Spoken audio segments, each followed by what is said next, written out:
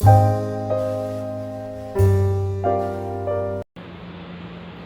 Everyone, welcome to CICA Kota. ये है हमारी वीडियो नंबर 16 जिसके अंदर हम कंटिन्यू कर रहे हैं हमारे MBO टॉपिक को। हम कल पढ़ रहे थे कि MBO मैनेजमेंट बाय ऑब्जेक्टिव एक तरह की थ्योरी है हमारे मैनेजमेंट की, जो कि पीटर ड्रकर ने दी।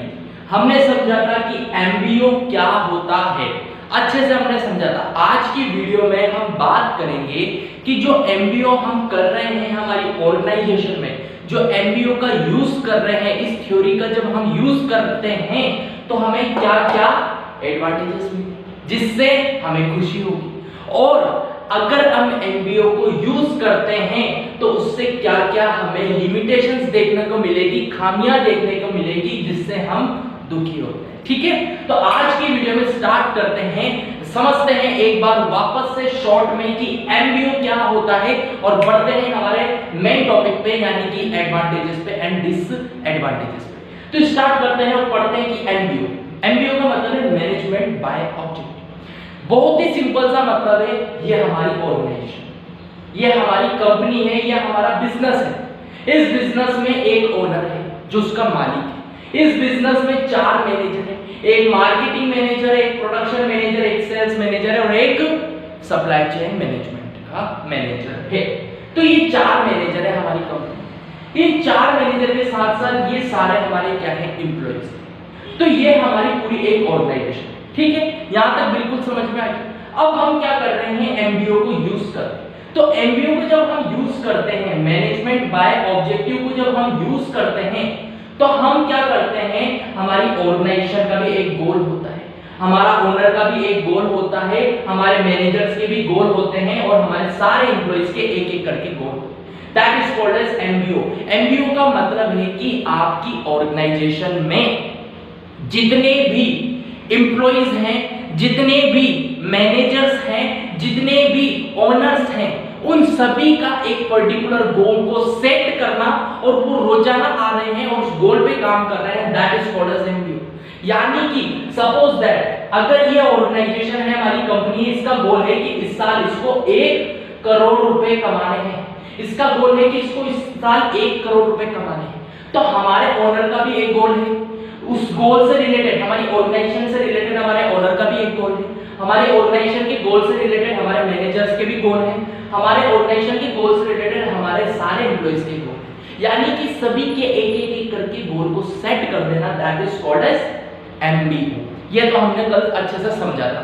ठीक है, आज हम बात करते हैं, अगर हम MBO टेक्निक का यूज करते हैं, अगर हम MBO थ्योरी का यूज करते हैं, तो हमें क्या फायदे देखने को मिल सकते हैं, क्या हमें इसके एडवांटेजेस देखने को मिलेंगे, जिससे हम खुश हो जाएंगे। ठीक है, तो स्टार्ट करते हैं। पहला पढ़ रहे हैं हम advantages of MBO।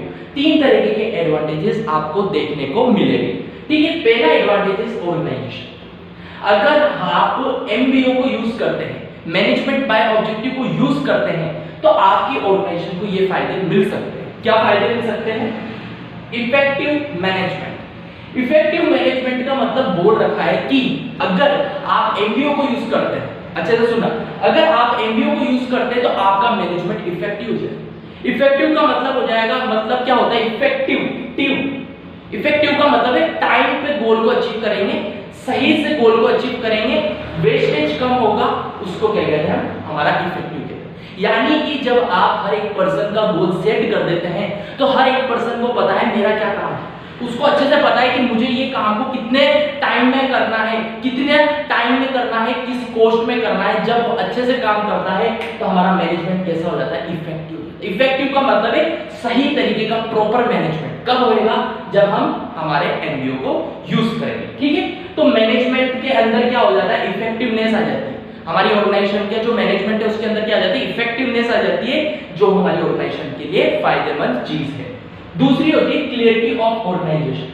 Clarity of organizing roles का मतलब क्या बोल रखा है कि हमारी ऑर्गेनाइजेशन में क्या होता है, बहुत सारे लोग वर्क करते हैं, बहुत सारे लोग वर्क करते हैं। तो जब हम MBO कर देते हैं, उसके अंदर MBO को यूज करते हैं, तो हर एक पर्सन, बहुत सारे पर्सन है, उन बहुत सारे पर्सनों का एक एक गोल देते हैं कि भैया इधर आओ, एम्प्लॉय इधर आओ, इधर आओ, इधर आओ, सबको बुला रहे हैं ना, एक काम करो तुम्हारा गोल है तुम ये काम करो, ठीक है ना, ये तुम्हारा गोल है, ये लो तुम पकड़ो इस पर, तुम्हारा ये गोल है, तुम्हारा ये गोल है, तुम्हारा ये गोल है, तुम्हारा ये गोल है, तुम्हारा ये, सबका अपना अपना एक गोल सेट कर दे कि तेरा ये गोल है, तेरा ये गोल है, तेरा ये गोल है, तेरा ये गोल है, ये तेरा ये। तो रोजाना जब वो आ रहे हैं अपने घर से काम के लिए निकलते हैं, ऑर्गेनाइजेशन पहुंचते हैं, तो उनको कंफ्यूजन नहीं होता कि यार क्या काम करूंगा आज, अच्छा अरे मेरे को तो पता है क्या काम करना है, अरे मेरे सर ने तो मुझे एक पेपर दिया था उसमें, हाँ ठीक है मेरे को इससे रिलेटेड काम करना। तो जब हमारी ऑर्गेनाइजेशन में हम इसको यूज करते हैं, एमबीओ को, मैनेजमेंट बाय ऑब्जेक्टिव को यूज करते हैं, तो क्लियरिटी ऑफ ऑर्गेनाइजिंग रोल का मतलब बोल रखा है कि सारे एम्प्लॉइज, सारे मैनेजर्स जितने भी वर्क कर रहे हैं हमारी ऑर्गेनाइजेशन में, उन सब का रोल क्लियर हो जाता है, उन सब का क्या क्लियर हो जाता है, वर्क क्लियर हो जाता है, उन सभी के टारगेट्स क्लियर हो जाते हैं। उससे क्या होता है, हमारी ऑर्गेनाइजेशन को फायदा होता है। सपोज करो ये सारे एम्प्लॉइज ये रोजाना हमारी ऑर्गेनाइजेशन में आ रहे हैं, फिर इनको हम बोलते हैं कि आज तुम्हें ये करना है, आज तुम्हें ये करना है, तो उसमें कितना टाइम वेस्ट होएगा, हर एक एम्प्लॉय के पास जाना और उससे बोलना कि आज का तेरा ये काम है, हर एक दिन बोलना, रोज बोलना, जिससे क्या हो रहा है, टाइम वेस्ट हो रहा है। पर जब हम एमबीओ को यूज कर लेते हैं, उसको दे देते हैं कि भैया इस साल तुम्हें ये काम करना है, इस साल तुम्हें ये काम करना है, इस साल तुम्हें ये काम करना है, तो जब उनके पास एक पूरा हम उसको गोल सेट कर देते हैं हर एक पर्सन का, तो रोज हमको बोलना नहीं पड़ता कि भैया तुम्हें क्या काम करना है। उससे क्या होता है, हमारी ऑर्गेनाइजेशन की क्लियरिटी आ जाती है। क्लियरिटी का मतलब बोल रखा है कि पर्सन को पता चल जाता है अच्छे से कि मुझे क्या काम करना है डेली बेस पे। उसको कहते हैं हमारा सेकंड, हमारी ऑर्गेनाइजेशन का इंपॉर्टेंस, जिसको कहते हैं क्लियरिटी ऑफ ऑर्गेनाइजेशन रोल। तीसरा है बेटर कंट्रोलिंग। बेटर कंट्रोलिंग बहुत सिंपल। सपोज दैट ये सारे एम्प्लॉइज के हमने गोल सेट कर लिए, हमने एमबीओ टेक्निक को यूज करा, इन सारे एम्प्लॉइज के हमने गोल सेट कर दिए कि भैया सारे एम्प्लॉइज को 10 प्रोडक्ट रोजाना के बनाने हैं, या फिर 10 प्रोजेक्ट रोजाना के क्या करना है, सेल करना है। ये हमने इनके गोल सेट कर दिए।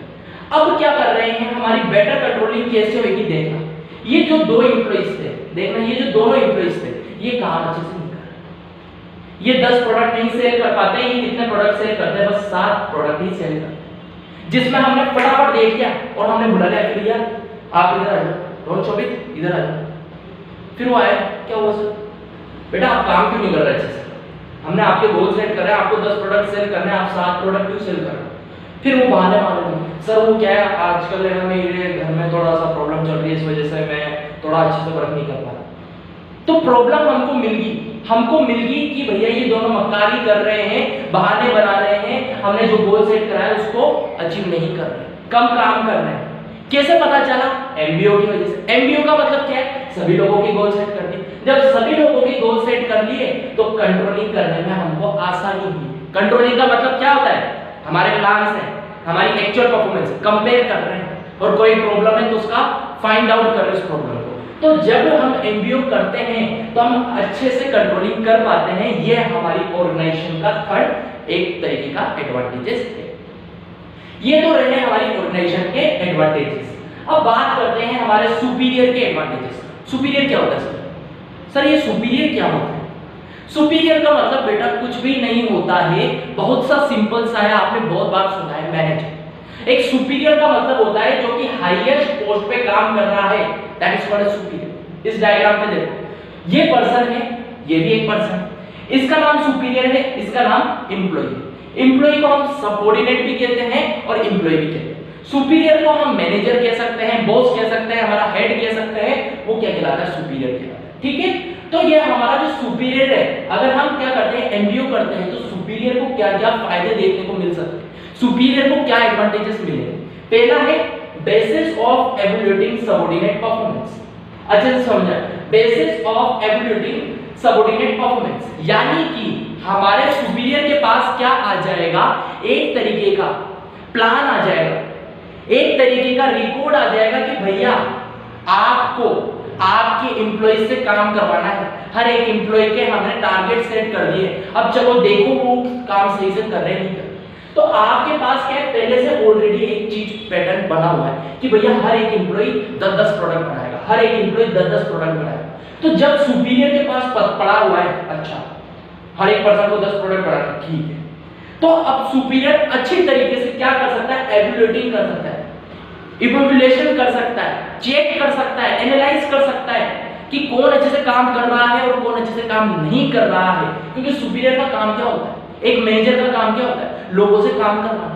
अब वो लोगों से काम कब करवाएगा अच्छे से, जब उसको पता होगा कि उनको उसको काम क्या करवाना है। उसको पता चलेगा कि भैया रोजाना 10 प्रोडक्ट्स बनवाने, सबसे कितने प्रोडक्ट्स बनवाने, 10 प्रोडक्ट्स सबसे बनवाने। अब उसको पता चलेगा कि भैया क्या काम करवाना, उसके पास स्टैंडर्ड्स है, उसके पास प्लान है। अब उस सभी लोगों से 10 प्रोडक्ट बनवाता है, और जो नहीं बनाता है उसको वो क्या करता है, डांटता है, या फिर इंस्पायर कर सकता है, या फिर मोटिवेट कर सकता है। ठीक है, तो ये हमारा पहला क्या है, एडवांटेज है सुपीरियर का। दूसरा क्या है, मोटिवेट करना। अब उसको पता चल गया कि भैया कौन अच्छे से काम कर रहा है, कौन अच्छे से काम नहीं कर रहा है। अब जो अच्छे से काम नहीं कर रहा है तो वो उसको अच्छी तरीके से मोटिवेट कर सकता है।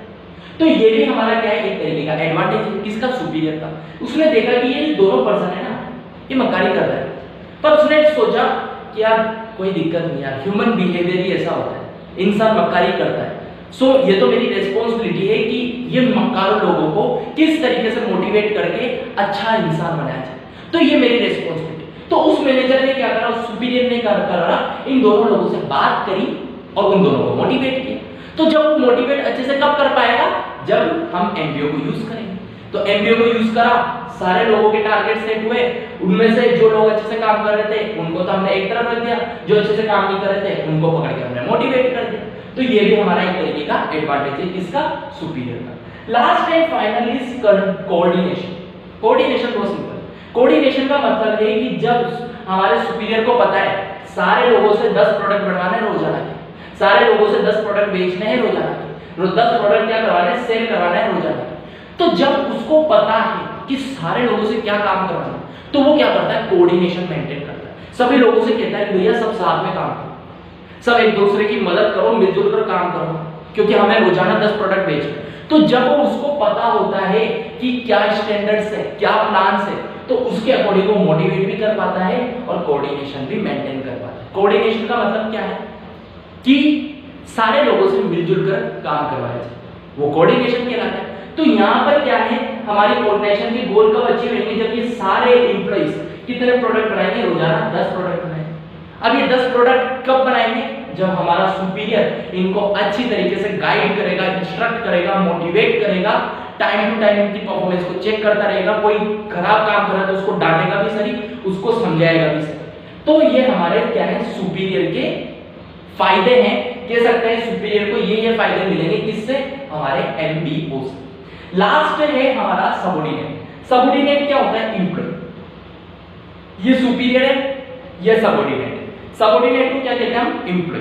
तो हमारे एम्प्लॉय को क्या क्या फायदे होंगे, किससे, अगर हम एमबीओ टेक्निक को यूज करते हैं हमारे मैनेजमेंट में, हमारी ऑर्गेनाइजेशन। तो देखो यहाँ पे एनकरेजिंग सेल्फ डायरेक्शन। जब हम क्या करते हैं, एमबीओ को यूज करते हैं, जब हम हमारी ऑर्गेनाइजेशन में एमबीओ, मैनेजमेंट बाय ऑब्जेक्टिव को यूज करते हैं, तो जितने भी हमारे एम्प्लॉइज है ना, उनको अच्छा लगता है, उनको समझ में आता है कि भैया मुझे क्या काम है। अच्छा मेरी कंपनी मुझसे ये चाहती है कि मैं रोजाना के 10 प्रोडक्ट सेल करूं। ठीक है सर, मैं रोजाना के 10 प्रोडक्ट सेल करूंगा। तो जब हम क्या करते हैं, एमबीओ टेक्निक को यूज करते हैं, तो हमारा जो एम्प्लॉय होता है, हमारा जो सबऑर्डिनेट होता है, वो सेल्फ डायरेक्शन में काम करता है। उसको हमने दे दिया कि बेटा एम्प्लॉय आपका ये टारगेट है, ठीक है, उसने कह दिया इसकी ठीक है सर, मैं इस टारगेट को अचीव करके बताऊंगा। सेल्फ खुद ने डिसाइड कर लिया कि भैया मैं करके बताऊंगा, ये जो मेरा गोल आपने सेट किया है मैं करके बताऊंगा। अब बात आती है कि वो एम्प्लॉय इतना एनकरेज क्यों, वो सेल्फ डायरेक्ट क्यों, सेल्फ मोटिवेट क्यों? क्योंकि हमारे एमबीओ के अंदर हम क्या करते हैं, हमने पढ़ा था नेचर में, जब हम सारे एम्प्लॉइज की क्या कर देते हैं, गोल सेट कर देते हैं, तो उनको बोला जाता है कि जितना जल्दी आप गोल अचीव करोगे और जितने अच्छी तरीके से आप गोल अचीव करोगे, तो बदले में आपको एक इनाम मिलेगा। इसी वजह से हमारे सबऑर्डिनेट सारे एम्प्लॉइज अच्छे से काम करने के लिए तैयार हो जाते हैं। क्यों? क्योंकि बदले में उनको कुछ ना कुछ रिवॉर्ड मिलेगा, कुछ ना कुछ गिफ्ट मिलेगा, कुछ ना कुछ इनाम मिलेगा। इसलिए सारे एम्प्लॉइज अच्छे से काम करते हैं। इसलिए वो क्या होता है, एनकरेज सेल्फ डायरेक्शन। लास्ट है हमारा सेल्फ मोटिवेशन। उनको अंदर से मोटिवेशन आता है, अंदर से काम करने का जुनून आता है। क्यों? क्योंकि उसके पीछे एक छुपी हुई है राज। क्या? भैया इनाम मिलेगा। अरे भैया इनाम मिला। अभी मैंने सोचो आप सारे स्टूडेंट और मैंने कह दी कि बेटा जो सबसे अच्छा असाइनमेंट करेगा उसको मैं एक इनाम दूं, तो देख लेना कितने अच्छी तरीके से आप अच्छी राइटिंग में उस असाइनमेंट को कंप्लीट करो। क्यों करोगे? क्योंकि उसके पीछे एक मोटिव है, क्या है? इनाम। तो यहां पर बोला गया है कि अगर हम एमबीओ को यूज करते हैं तो उससे हमारे जो सबऑर्डिनेट हैं उनको क्या क्या फायदे होंगे। तो ये तो हमने बात कर ली एडवांटेजेस। अब हम चलते हैं डिसएडवांटेजेस। अगर हम एमबीओ को यूज करते हैं उसकी कुछ कमियां हैं। क्या है? कुछ कमियां जिसकी वजह से अच्छा नहीं है, ठीक है। तो क्या कमियां हैं देखते हैं, लिमिटेशंस क्या है। पहला है difficulties of setting goals. Difficulties का मतलब होता है प्रॉब्लम। जब आप गोल सेट करते हैं, एमबीओ का मतलब क्या है? जितने भी लोग हैं, चाहे से ओनर हो, मैनेजर हो या फिर सारे एम्प्लॉइज हो, उन सबके गोल सेट करते हैं। तो जब आप क्या करते हो, एमबीओ करते हो, सारे लोगों के गोल सेट करने की कोशिश करते हो, तो उसमें बहुत डिफिकल्टीज आती है। क्यों? सपोज कर लो आपकी ऑर्गेनाइजेशन में 10 लाख लोग हैं, 10 लाख लोग हैं। अब आप बैठ गए हो, सबके गोल सेट करने में लग रहे हो, सबके गोल एक एक करके, तेरा गोल सेट हो गया, तेरा भी हो गया, तेरा भी हो गया। अरे भैया रातें निकल जाएगी, दिन पूरे हो जाएंगे, गोल अचीव नहीं होगा, 6 महीने निकल जाएंगे, ऐसे करते रहेंगे। तो ये है हमारे एमबीओ का पहला डिसएडवांटेजेस, या कह सकते हैं पहला लिमिटेशन, कि जब हम एमबीओ को यूज करते हैं और जब हम गोल सेटिंग करते हैं तो उसमें प्रॉब्लम आती है, डिफिकल्टीज आती है। क्यों आती है? क्योंकि सारे लोगों के गोल सेट करना बहुत ही ज्यादा मुश्किल हो जाता है, ठीक है। सेकंड है प्रॉब्लम इन कोऑर्डिनेशन। कोऑर्डिनेशन का मतलब क्या होता है? एक एम्प्लॉय, दूसरा एम्प्लॉय, तीसरा एम्प्लॉय, चौथा एम्प्लॉय, ठीक है, ये 4 एम्प्लॉय। इन चारों एम्प्लॉयज के हमने गोल सेट कर दिए। क्या बोल दिया कि चारों एम्प्लॉयज को 10 प्रोडक्ट सेल करने हैं रोजाना, ठीक है। दारे एम्प्लॉय को 10 प्रोडक्ट सेल करने हैं डेली। कैसे? डेली प्रोडक्ट सेल करने हैं आपको 10-10 सारे एम्प्लॉयज। अब क्या हो रहा है? प्रॉब्लम्स आ रही है कोऑर्डिनेशन। कोऑर्डिनेशन का मतलब क्या होता है कि ये भी 10 प्रोडक्ट सेल करें, ये भी 10 प्रोडक्ट सेल करें, ये भी 10 प्रोडक्ट सेल करें, ये भी 10 प्रोडक्ट सेल करें। इसको क्या कहा जाता है? कोऑर्डिनेशन कहा जाता है। यानी कि सभी मिलजुल कर काम करना, that is called as coordination. पर क्या हमारी ऑर्गेनाइजेशन में ये 4 ही लोग वर्क करते हैं? हाँ या ना? नहीं। हमारी ऑर्गेनाइजेशन में तो सर बहुत सारे वर्क करते हैं। 4 लोग की थोड़ी ऑर्गेनाइजेशन होती है, 10,000 लोगों की, 50 लाख लोगों की, ऐसी बड़ी बड़ी ऑर्गेनाइजेशंस होती, मल्टीनेशनल कंपनीज होती, जिसमें 10-10 हजार, 20-20 हजार, 1-1 लाख लोग काम करते हैं। तो उनके बीच में इस तरीके का कोऑर्डिनेशन मेंटेन करना, सब एक जैसे काम को करवाना, सारे एम्प्लॉय से एक जैसे काम करवाना, वो बनना, वो कोऑर्डिनेशन बनवाना या फिर वो कोऑर्डिनेशन करना क्या हो जाता है? इम्पॉसिबल हो जाता है, मुश्किल हो जाता है। जैसे कि आप देख सकते हैं ये कितने एम्प्लॉयज है, बहुत सारे एम्प्लॉयज। अभी इसको हम गिनने बैठेंगे तो भी थोड़ा सा टाइम लगेगा, पर हम गिन नहीं रहे, तो ये हमने बोल रहे हैं कि बहुत सारे एम्प्लॉयज। अब इन सभी के बीच में कोऑर्डिनेशन मेंटेन करना मुश्किल है या नहीं? मुश्किल है सर। सभी से काम करवाना, इसको मोटिवेट कर दिया, फिर ये अच्छे से काम करने लगे तो वो अच्छे से काम नहीं करता, फिर उसको मोटिवेट कर दिया, वो अच्छे से काम करने लग गया तो फिर वो अच्छे से काम नहीं करता। तो ऐसे कितना टाइम लगेगा कोऑर्डिनेशन मेंटेन करने में? बहुत डिफिकल्टीज आएगी, बहुत प्रॉब्लम आएगी। तो जब हम एमबीओ करते हैं, सभी लोगों के गोल सेट कर देते हैं और फिर हम चाहते हैं कि वो अपने गोल्स के हिसाब से काम करें, तो वो इम्पॉसिबल हो जाता है, वो मुश्किल हो जाता है। इसलिए हमारे कोऑर्डिनेशन में प्रॉब्लम्स आती है, ठीक है। तीसरा है lack of suitable incentives. Incentives का मतलब है तोहफा, गिफ्ट या फिर रिवॉर्ड देना बदले में। तो जब हम एमबीओ करते हैं तो हम कहते हैं कि आप ये गोल अचीव करो, बदले में हम आपको ये रिवॉर्ड दें। तो कभी कभी तो हम उनको अच्छा रिवॉर्ड दे देते हैं और कभी कभी उनको हम ऐसा रिवॉर्ड दे देते हैं जिसकी वजह से उनको लगता है भैया ये कोई गिफ्ट है, ये आपने ट्रॉफी दे दी, इस ट्रॉफी का क्या करूंगा, 4 तो नहीं डालूंगा सर, ये आपने ट्रॉफी दे दी सर। उससे बोल नहीं रहा, वो देखना भी एम्प्लॉय, उसको अपने काम का तोहफा मिल रहा है, ये गिफ्ट मिला उसको, इसका क्या करूंगा, वो मन में बोल रहा है इसका क्या करूंगा यार, ये क्या है यार, मैं तो सोच रहा था बोनस देंगे, कुछ पैसे वैसे देंगे यार, पार्टी वार्टी करते उससे, ये क्या दे दी ट्रॉफी को, इसको क्या करूंगा, 4 तो नहीं डालूंगा उसका। तो बहुत सी बार क्या होता है, लैक ऑफ सुटेबल इंसेंटिव्स नहीं दे पाता है हमारी ऑर्गेनाइजेशन, इस वजह से एमबीओ का ये डिसएडवांटेज। इंसेंटिव्स का मतलब रिवॉर्ड, ये काम क्यों कर रहे हैं, ये 10-10 प्रोडक्ट क्यों बना रहे हैं, ये अच्छे से काम क्यों कर रहे हैं, ये सेल्फ मोटिवेटेड होकर काम क्यों कर रहे हैं? क्यों? क्योंकि इनको पता है कि अगर हम अच्छे से काम करेंगे तो हमको बदले में कुछ ना कुछ मिलेगा, हमको बदले में कुछ ना कुछ रिवॉर्ड मिलेगा, कुछ ना कुछ इंसेंटिव्स मिलेंगे, कुछ ना कुछ गिफ्ट मिलेगा। पर क्या होता है, मिलता क्या है?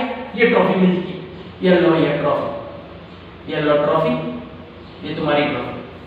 और फिर वो कहता है कि यार ये क्या है, ये कौन सी ट्रॉफी है, ये कौन सी ट्रॉफी है दीदी सर, ये कौन सी ट्रॉफी है, अरे ये नीचे ही यार बोनस चाहिए था हमको।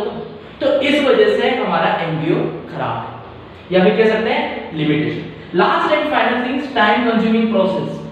टाइम कंज्यूमिंग प्रोसेस का मतलब बहुत ज्यादा टाइम लेती है ये।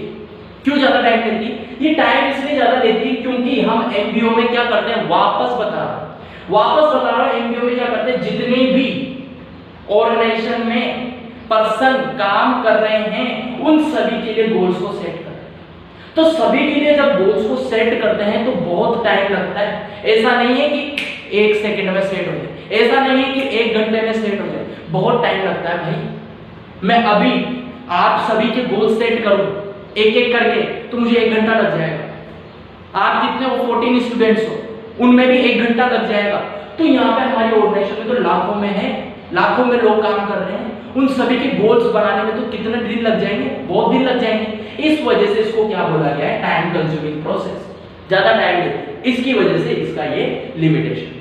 तो हमने पूरा टॉपिक कंप्लीट कर लिया है, समझ लिया है कि what is MBO, management by objective क्या होता है।